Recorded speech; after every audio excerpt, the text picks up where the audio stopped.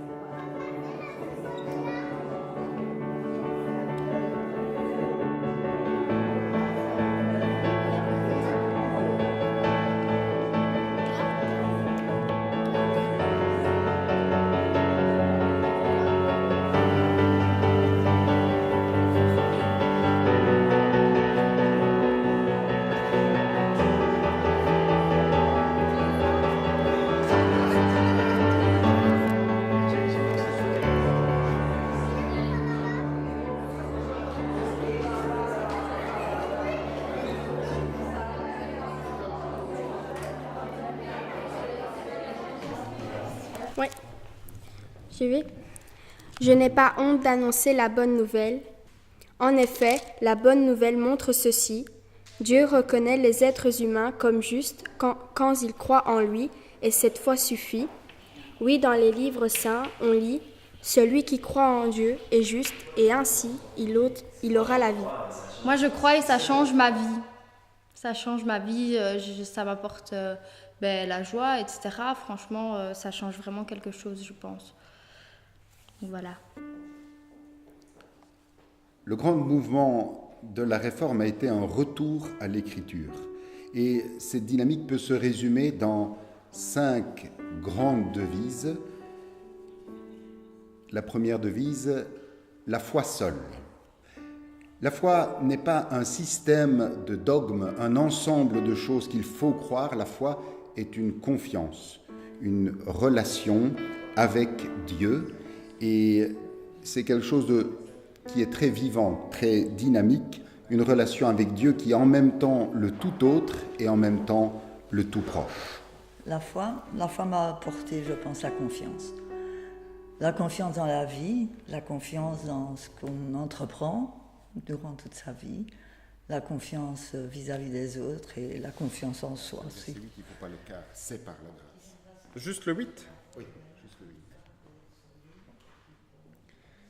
C'est par la grâce que vous êtes sauvés, par le moyen de la foi, et cela ne vient pas de vous, c'est le don de Dieu. Avec cette devise, la grâce seule, nous nous trouvons au pivot, au grand retournement du XVIe siècle. L'équation qui jusqu'à là était œuvre donc salut, c'est-à-dire il faut pratiquer un nombre suffisant d'œuvres pour pouvoir espérer mériter le salut, cette équation œuvre donc salut est renversée et devient salut donc œuvre. Le salut est premier, c'est Dieu qui fait le premier pas, il nous sauve par grâce et nous pouvons vivre joyeusement toute une série d'œuvres. Et ça a un grand sens pour nous dans notre vie de tous les jours. Tout ce que nous faisons, tout ce que nous disons, nous ne le faisons plus par contrainte, par devoir, mais par reconnaissance et par joie.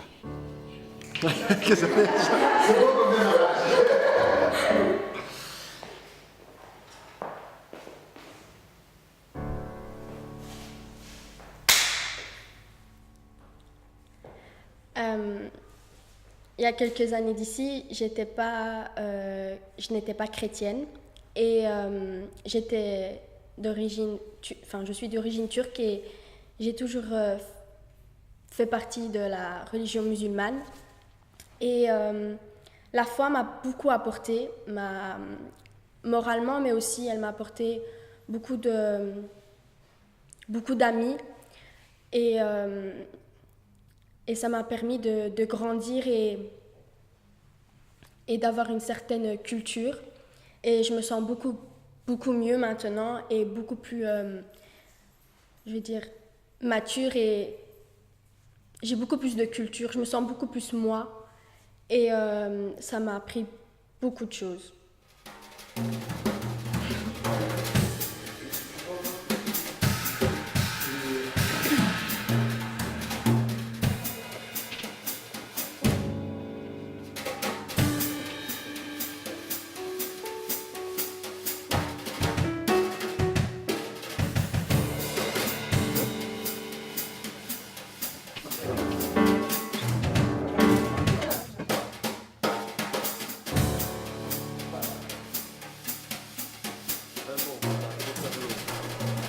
Toute écriture, inspirée de Dieu, est utile pour enseigner, pour convaincre, pour corriger, pour instruire dans la justice, afin que l'homme de Dieu soit accompli et propre à toute bonne œuvre. Vous invite à vous lever pour ouvrir notre Bible à la grande lecture à le chant du psaume 92. Du psaume 92, nous chantons les 2 strophes. Dans l'Écriture sainte, dans la Bible, nous trouvons tout ce que Dieu a jugé utile, nécessaire et suffisant de nous révéler pour notre salut.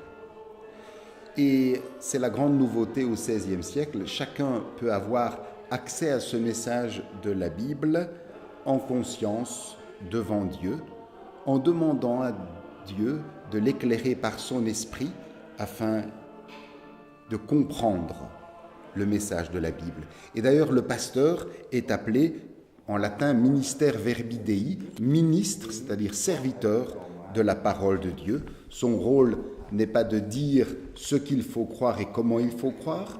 Le rôle du pasteur est de donner des outils pour permettre à chacun d'accéder au texte de l'Écriture.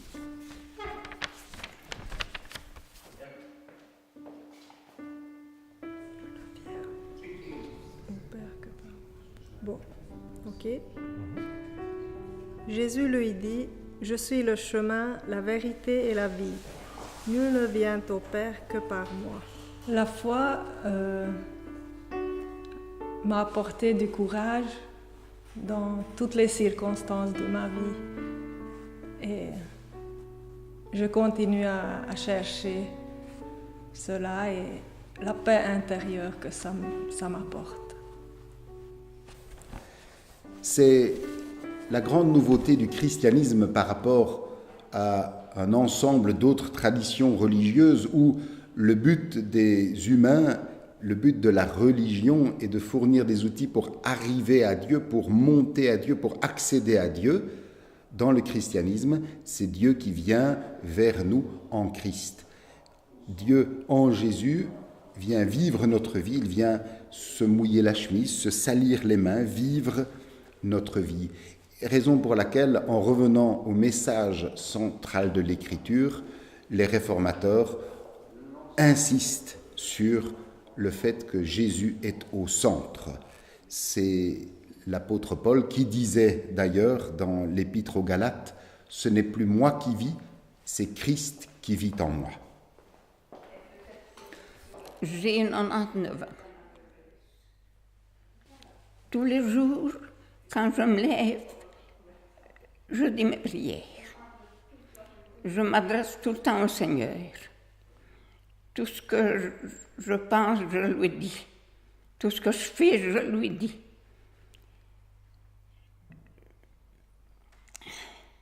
Je ne sais pas si je saurais vivre sans m'adresser une fois à lui.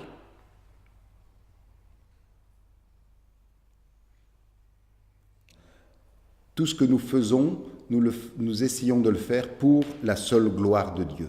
Gloire, c'est un mot qui vient de l'hébreu, d'un mot en hébreu qui se traduit par poids, par être lourd, être pesant.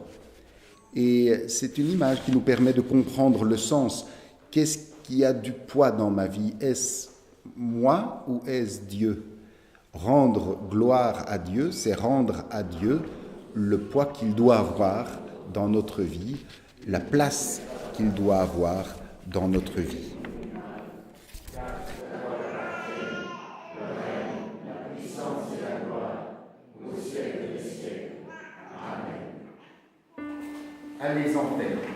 avec la force que donne l'Église.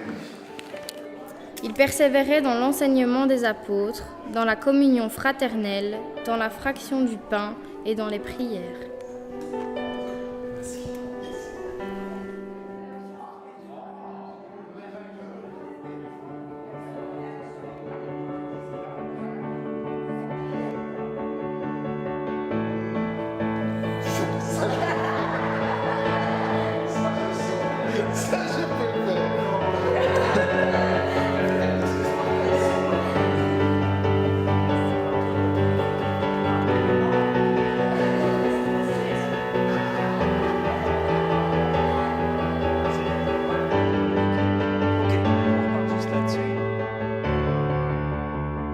Et si l'Église est appelée à se réformer, ce n'est pas pour mieux coller aux réalités du temps, ce n'est pas pour correspondre à l'esprit ambiant, mais c'est se réformer en revenant au message de l'Écriture.